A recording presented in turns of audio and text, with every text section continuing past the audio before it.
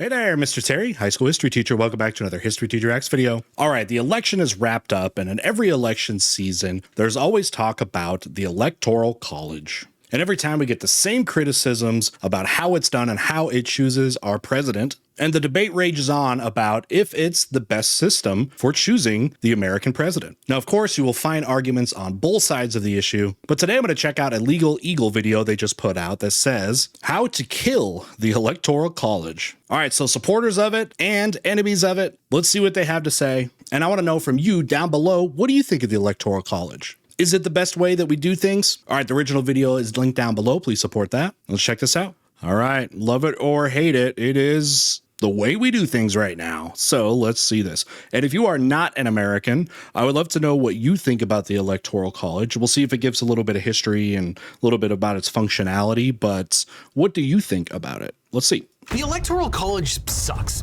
Since 1992, 32 years ago, Republicans have only won the popular vote once, and that was George W. Bush's second term following 9/11. Right. Yet the Republicans won the presidency 3 out of the last 8 times. That is deeply disturbing. But now, if you don't know, popular vote just means it doesn't matter what state you're from. It's just a total of all the population together. Everybody's votes equal the same. And that's what he's referring to as the popular vote. But that is not how the president is chosen in the United States, although it is common in a lot of other countries. But imagine this world. This just in, given the influx of Californians to Texas, thanks in large part to a certain South African billionaire redomiciling all of his tech companies in the Lone Star State, Texas has now flipped blue. All right, we can't put all of that on Elon, but there is, has been an exodus of people. People come into California, of course, too, and that gets forgotten a lot, but people come out as well. And a lot have left and have gone to all kinds of different countries, all kinds of different states. And maybe you've seen that before. Now all 40 of Texas's Electoral College votes will go to the Democratic candidate, and Republicans will never win the presidency again. It's just a hypothetical. So I guess we all love the Electoral College now, right? Actually, no. Everyone still hates it here. This is super bad too, from the standpoint of democracy. And that's because the Electoral College is a terrible institution that was used to entrench slavery, kill Reconstruction, and deny the American people the right to pick. Institution that was used to entrench from the standpoint of democracy. And that's because the Electoral College is a terrible institution that was used to entrench slavery, kill Reconstruction, and deny the American people the right to pick their leaders. And on top of that— Interesting. So that's what the argument he's bringing up. Well, not necessarily the argument that he's bringing up of why it exists, but it's ways that it has been used to do those things. That's interesting. I want to see that connection. It deeply distorts the election, even when it benefits your favorite team. Now, getting rid of the Electoral College completely would require a constitutional amendment. But in the last 200 years, there have been more than 700 attempts at fixing the Electoral College. In fact, more proposals for constitutional amendments than any other subject. So if the Electoral College is so despised, why— By the way, to have amendments changed and constitution changed, there's a very difficult process that requires 3/4 you have to get the Senate, Congress to, overwhelmingly vote for it, and to get 3/4 of the states. Why is it still here? Well, today we're going to tackle your burning questions about the Electoral College, what it is, why it exists, and what we can do to fix this terrible, terrible institution. Okay. Now, when Americans vote in the presidential election, they are technically not voting directly for president. Instead, they are voting for a slate of electors pledged to vote for their chosen candidate. Each state is allocated a certain number of electorals based on its representation in Congress, which equals the number of senators plus the number of representatives in the House. Washington, D.C. is also allocated 3 electors under the 23rd Amendment, and this brings the total number of electors to 538. A candidate needs a majority of 270 electoral votes to win the presidency. In 48 states and the District of Columbia, the candidate who wins the majority of the popular vote in that state wins all of that state's electoral votes. And that's the winner-take-all thing in these areas. So the people that often have the biggest grievances of this would be like, let's say you are a Republican in California, which there are a lot of Republicans in California. It's just that there's a lot of people in California, so it always goes blue. Or maybe you're in a state like Texas, which has kind of flipped, and Florida has been a swing state before, but, a big state, say like a California, if you're a Republican that lives there, you might feel like you have no say. But then you might feel like you have no say in some of these red states if you are a blue voter. So the grievances often go in one way. However, electorally, we have found it has benefited Republicans far more than it has Democrats in recent history, especially this century. This is a winner-take-all system. Maine and Nebraska use a different method where one electoral vote is awarded to the winner of the popular vote in each congressional district. The 2 remaining votes go to the statewide winner. This is called the congressional district method. Would you like that better, by the way Nebraska and Maine does it? Exist? Well, in school, they probably taught you that the Electoral College would protect smaller states, but actually it was just another compromise caused by slavery. By this time of the Constitutional Convention, delegates had already agreed to the 3/5 compromise, which counted 5 slaves as equal to 3 free people in order to increase the South's representation in Congress. 3/5 compromise. As compared to getting no representation based on the people that those states enslaved. The compromise allowed slave states to count 60% of their enslaved population, boosting their representation in Congress and their influence in the presidential elections through the Electoral College. The trade-off of that and the 3/5 compromise, so you had the 3/5 thing, as he just explained, but that also that the importation or the slave trade would end in 20 years. Because a fear for people, especially up north, is that if the slave trade also kept continuing, not slavery ending, but if the slave trade continued and more slaves throughout the years, throughout the decades, were going to the South, that it would really skew those numbers. So that was the compromise. James Madison preferred popular elections, but he had to find a compromise. He said that although the people were the fittest to choose the president, the, quote, right of suffrage was much more diffusive in the northern than the southern states, and the southern states, quote, could have no influence in the election on the score of the Negroes. And thus the Electoral College was designed to placate the slave states. Now, it would have been nice if this politically expedient compromise hadn't outlasted slavery itself. However, the Electoral College's worst moment has yet to come. The election of 1876 was a mess in ways that should sound familiar. 4 states sent 2 rival slates of Democratic and Republican electors to Congress, and the Democrat Samuel Tilden won the popular vote but was 1 vote shy in the Electoral College. A panel of legislators and Supreme Court justices awarded the disputed electors to Republican Rutherford B. Hayes. Democrats initially refused to go along with the plan, then Hayes offered a compromise. He agreed to withdraw Northern troops who were stationed in the South to protect black voters if Democrats dropped their opposition. Democrats agreed and Hayes was inaugurated. This is among the early elections that had African-American voters with the Civil War coming with those rights by the 13th, 14th, and 15th, specifically, amendments. And at this point, there were hundreds of black men serving in Congress, state legislatures, and local offices all across the South. But this compromise effectively ended Reconstruction, ushering in decades of segregation and voter suppression. So yeah, have no doubt, the Electoral College is one of the last institutional pillars of slavery. Now, when you look at how the Electoral College works today, there are some obvious weaknesses. Let's start with the electors. After the popular vote, the winning slate of electors in each state convenes in December to cast their official votes for president and vice president. Electors are usually people who have been active in the state political party, and the electors send their votes to Congress, where the results are officially counted in early January. This is the kind of the weird thing, because nobody ever thinks about the actual people. There are these electors, and it's such a weird thing to think about that you even have those people, and like, why do they exist, and why doesn't it just the vote just go straight to those electoral votes? Like, why do you have these like people here? And they're supposed to go by what, you know, the people are saying in their state, but like technically you may not have to. That's, I think, kind of a weird part of the Electoral College. What do you guys think about the role of these electors, these like people? Like, look at these people.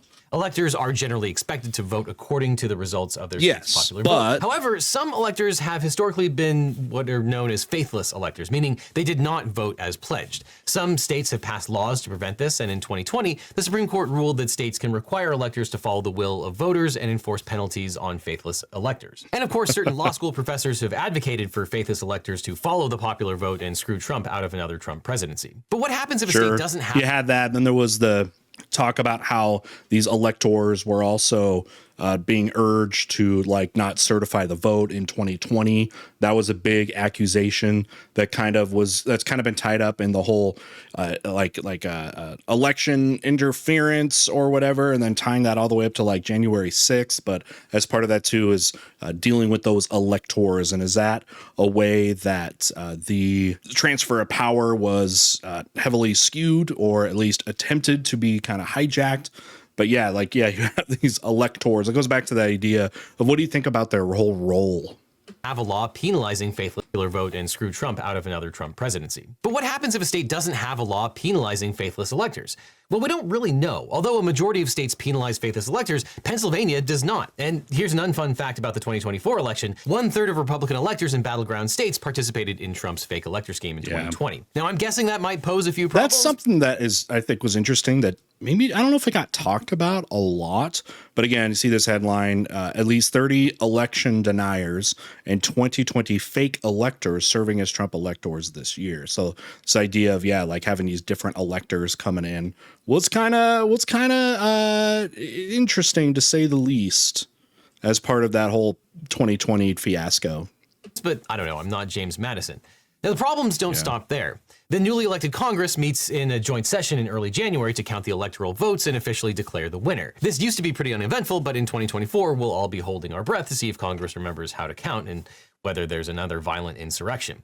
Speaker of the House, Mike Johnson, has already said... By the way, do you think there's anything that will come close to something like that on Inauguration Day by, pro-Democrat people showing up or something like that? I've already heard, I don't know if you heard some of the conspiracies. They're pretty deep about this, electoral interference. And I don't know if we're going to get the rise of a blue anon or something like that coming out of this, but I don't know. Do you think there will be anything weird between now and Inauguration Day in January?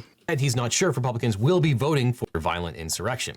Speaker of the House, Mike Johnson, has already said he's not sure if Republicans will be voting for the person who receives the most electoral votes if that person's name is Kamala Harris. And speaking of Kamala Harris, the vice president, in their role as the president of the Senate, presides over the session. Every reputable legal scholar who has not sold their soul to the devil agrees that the vice president has no authority to change the outcome of the election by rejecting electors. But in 2021, Donald Trump and the Republican Party asserted that Mike Pence should have had the courage to make Trump president again. And in the interim, Congress has since addressed... That's been a big thing that was kind of polarized at the end there, was it totally destroyed Mike Pence's career, as, he perceptibly did nothing to... slow down the confirmation of the votes that was going on, of course, there in January. And it ended his career. That's for sure. Address some of the weaknesses of the law regarding the Electoral Even though, College. again, it has no power to do Congress so, passed really. The Electoral Count Reform and Presidential Transition Improvement Act, which clarifies that the vice president's role during the certification of electoral votes is strictly ceremonial. The act also changed the threshold for objections. Previously, only one senator and one representative were required to object to a state's electoral results. The new law increases this threshold to 1/5 of both the Senate and the House, making it harder but not impossible for frivolous objections to delay or disrupt the process.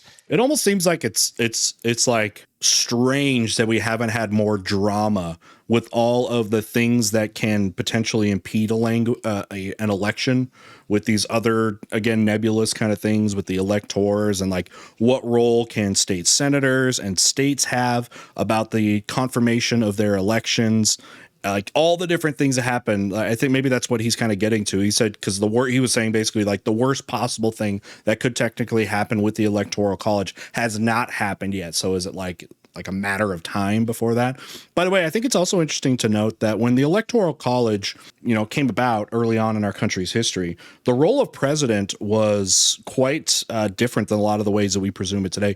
The president did not have nearly the type of power and influence that presidents are perceived to have today. And that, I think, is kind of interesting, and maybe something you take into account with kind of the power of the president maybe now and that, because back then, like, governors were especially powerful. They were almost like little kings in their states and territories as compared to, say, the president. The law also includes provisions to prevent states from submitting multiple slates of electors. It mandates that each state must resolve any disputes over electors before submitting its official slate to Congress. But of course, there are still loopholes that bad faith actors can exploit. The act provides that in most circumstances, the governor of a state, rather than a local elections board, must certify the slate of electors. That minimizes some of the risk of malarkey, but as lawyer Neil Katyal points out, a governor could still certify a fake slate of electors. Quote, if a governor certifies a fake slate, that will be hard for Congress to fix. And some Republicans are already arguing that Could the there be act is some unconstitutional. pro quo with that? If a candidate receives a majority of 270 electoral votes, they are declared the winner. Obviously, legalagle does not like these folks. I haven't heard as much from Gates and Marjorie Taylor Greene and Lauren Boebert as much in this election cycle. I feel like it hasn't been as much as 2020, or am I just not looking at the same sources? No, they've each had their dramas. Votes, the election is decided by the House of Representatives, where each state delegation gets one vote to choose the president. If neither candidate gets to 270, then the outcome depends on who wins a very gerrymandered House of Representatives. And this might be the best argument for dumping the Electoral College altogether, or at least watching that one episode of Veep. Now, obviously, if you're trying to amend the Constitution, you'll want a good lawyer. But if you want a great lawyer, let my law firm, the Eagle Team, help.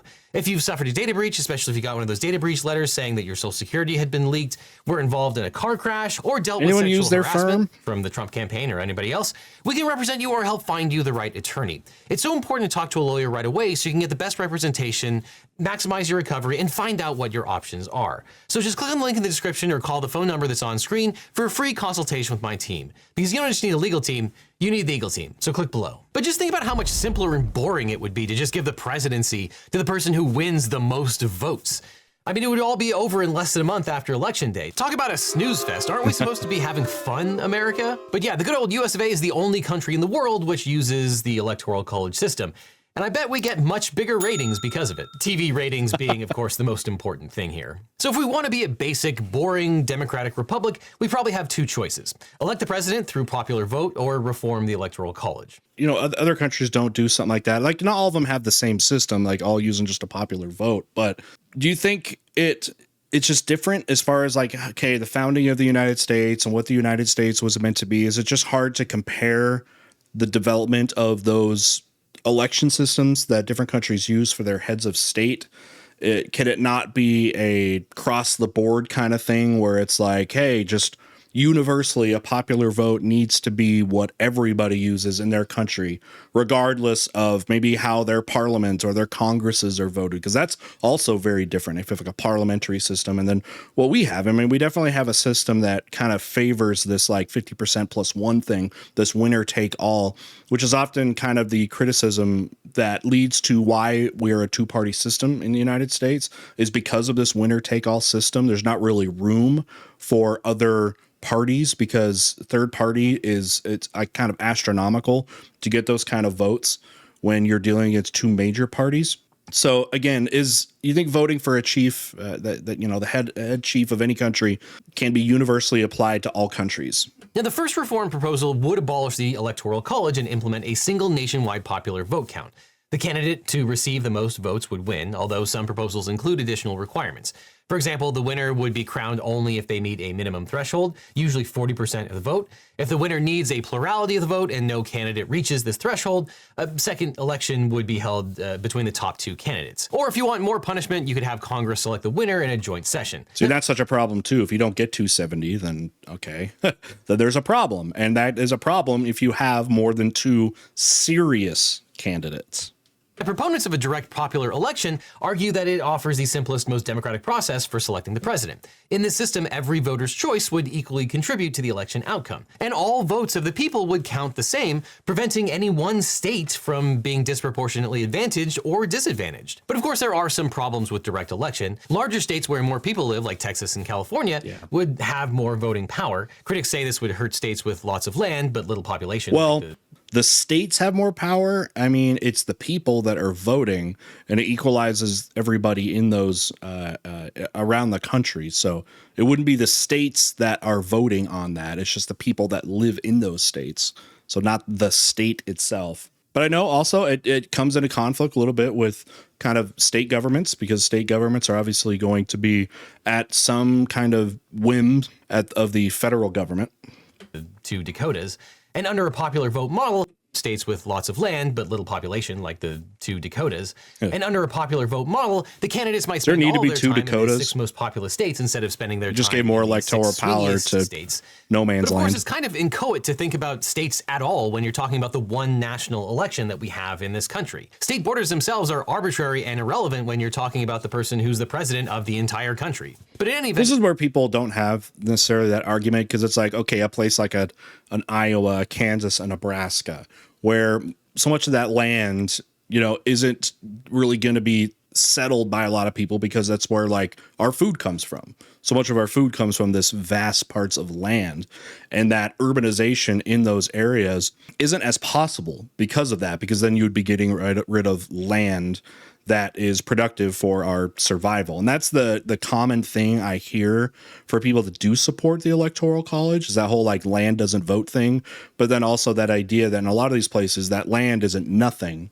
It is productive for our society. It's just there's not as many people there because it's land, not for cities and things like that, but for food and animals, cattle, things like that.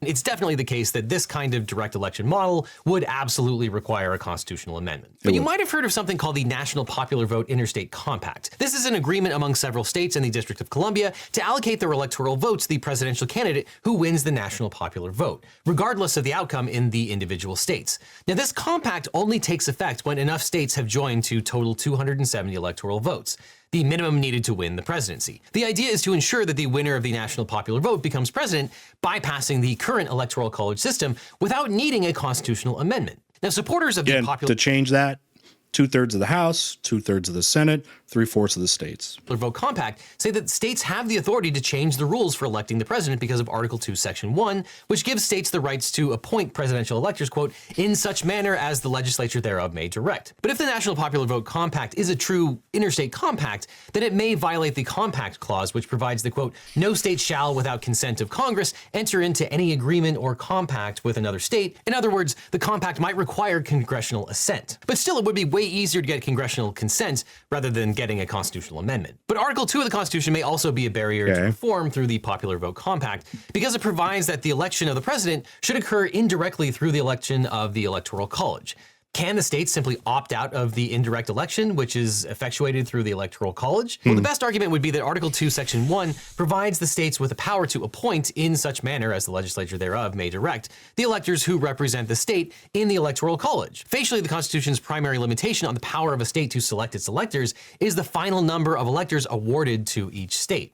So if you take that viewpoint, as long as enough states have joined to equal the total of 270 electoral votes, then the plan is constitutional. And there are some Supreme Court cases which would support this reading. However, in 2023, the Supreme Court decided a case called Harper versus Moore, which shot down the independent state legislature theory. It does bring an interesting thing about, can there be a compromise done with the Electoral College to make it seem more representative of the people? Are there some loopholes that need to be closed? The whole thing with electors, do you think that is something that could be easily compromised upon? Or do you think there's just no shot? It's like all or nothing. This radical interpretation of the Constitution would have given state legislatures almost total authority to regulate federal elections without interference of state courts or state constitutions. Before the ruling, it was theoretically possible that state legislatures could override the state constitutions when setting presidential election rules, including voter eligibility. However, after Moore, it's clear that states cannot ignore their constitutions when determining election results. And many state constitutions have specific restrictions on voter eligibility. And if even one state constitution forbids the state legislature from altering the voting base in presidential elections, the compact might not be able to take effect in that state, and it might then drop the total below whatever threshold would be required for it to take effect. Which is not to say that the National Vote Compact would definitely not work as currently conceived, but it is to say that to be perfectly certain, you would still need a constitutional amendment. And that certainly has happened. Is this gone? In 2021, after the Capitol riots, Democratic Congressman Steve Cohen of Memphis proposed an amendment to elect the president by popular vote. It would have made the following changes to the system. Quote, provide for direct election of the president and vice president by the people, define voters as electors of the most populous branch of the legislature in each state, change the Constitution, Congress to set uniform age qualifications, formalize the joint candidacy of president and vice president on the same ticket, declare the candidates winning the greatest number of votes to be elected, authorize Congress to provide for the times, place, and manner of holding such elections and entitlement to inclusion on the ballot. What does that mean? And authorize Congress to provide by law for the case of death of a candidate or candidate's departure from the ticket. But the resolution made so much sense that it died in committee. But there are also reform proposals that keep the Electoral College, but modify it to address some of the problem areas. This is something I'm a little bit more interested in, because it's so much would have to change the Electoral College in a way that would totally scrap it, almost non-feasible. I mean, again, how can we get 2/3 of the Senate, 2/3 of Congress, and 3/4 of state legislatures to all do that? That seems almost insane, especially if it is a system that's going to benefit one group more than the others. And that has happened because it has been a lot more beneficial to Republicans who have lost popular votes but won electoral college victories. If it, like, I don't know, mutually had evenly kind of screwed over people, especially in their lifetime, because people don't care about like things that happened before their lifetime when it comes to changing laws, then maybe you'd get a lot more response positively to actually change this. So reform, is that the answer? And what does it require? That's what I'm interested in hearing about in this section. Areas. The first reform would be forcing all 50 states to adopt either the district plan used by Maine and Nebraska. The second reform would be to mandate all 50 states use the winner-take-all plan used by 48 states. The third plan would be a system that would award electoral votes in direct proportion to the percentage of votes gained by the competing candidate in each state. That would address some of the iniquities of the current system. In winner-take-all states, it doesn't... Then does gerrymandering become like this huge thing? If everybody went the way of Maine and Nebraska in separating that, because what is it, like Omaha pretty much that gets to vote and they're going to vote blue out of their from their district, would you just get a ton of more gerrymandering? Like, let's say you divided it based off of like congressional districts. We already know that there's serious gerrymandering problems with that. If you don't know what gerrymandering is, look up to it or look it up. But would that just become more of an issue? That's one fear. Then you'd have to address that issue about how do you make up voting districts. And even if it's not just on congressional district lines, that seems like it would make the most sense. But there could be issues with that too, because you'd also have to reform them and make sure, you'd have to make them more even or, whatever. Doesn't matter how close the popular vote is, the person who wins gets all the electors. Right. And critics say that this disenfranchises voters who choose the losing candidates. If the U.S. switched to a proportional plan, electoral votes would be awarded based on the proportion of the popular vote each candidate receives within the state. And the argument goes that retaining the Electoral College would be closer to the founders' original vision for the U.S. as a democratic republic. In a republic, the states have a legitimate role in many areas of governance, including the presidential election, and the reform approach would not completely dilute the voting power of smaller states. But in 2000... Wait, so then would it be like, okay, if you live in California, 70% vote for the Democrats or whatever, and like 30% go to the Republicans, could they separate then their Electoral College votes 70% to 30% of the votes that they are allotted? Would that be a fair system? That would balance a little bit more about the, size of those states, have more state, influence over it while still kind of representing the diversity of a state when it comes to their electoral preferences. In 2009, the Congressional Research Service surveyed the popular vote model and the reform proposals and concluded that without the Electoral College acting as a filter, the political system could fragment. Popular election, quote, would foster acrimonious and protracted post-election struggles rather than eliminate them. For instance, as the presidential election of 2000 demonstrated, close results in a single state in a close election are likely to be bitterly contested. There'd be so many contested states. College argue every close election might resemble the post-election contests in 2000, not just in one state, but and that was basically just Florida. Imagine if that happens, not even in every state, but in like half of states. If half of states had the problem that Florida had in 2000, it's like, would we ever actually finalize an election? But I don't know. What's more important, like to do it in a speedy fashion or to try to do it as fair as possible? Nationwide, as both parties seek to gain every possible vote. Such rancorous disputes could have profound negative effects on the political comedy in the nation, and in the worst case, might undermine the stability and legitimacy of the federal government. Well, that kind of made sense in 2009, but honestly, it's kind of funny how naive that congressional report is in this day and age. Proponents of keeping the Electoral College did not foresee what would happen over the next decade. The Electoral College did absolutely nothing to stop the rancorous disputes, nor did it do anything to discourage protracted legal battles. Right. On the contrary, it flamed them. Right now, the United States is so politically polarized that the government is arguably already unstable. And the election hasn't even happened yet, and there are already over 125 lawsuits pending. Do you think that instability is because of our two-party system? Do you think there'd be more stability if we had simpler paths for third parties and fourth parties and fifth parties? In part because the vote... Or would it just be a big government that just doesn't get anything done because there's so much diversity in it? I don't know. and there are already over 125 Stuff's so messy, isn't lawsuits it? pending. In part because the vote in the 6 to 7 key swing states matter way more than anything else. Yeah. So political advertising and lawfare is extremely important in those states alone and basically nowhere else. In a world where the Electoral College didn't exist, there would be little incentive to spend so much money and effort on the marginal votes in these arbitrary states, because the national vote is rarely close. And even if it is, so what? Great. Then there were roughly equal votes on either side. And it's not going to be distorted by the electoral vote of some random state. Of course, if your preferred presidential candidate doesn't win this year, you may want to flee the country. All right, so you heard Legal Eagle's analysis of the Electoral College and potential ways that it could be changed. So what do you guys think?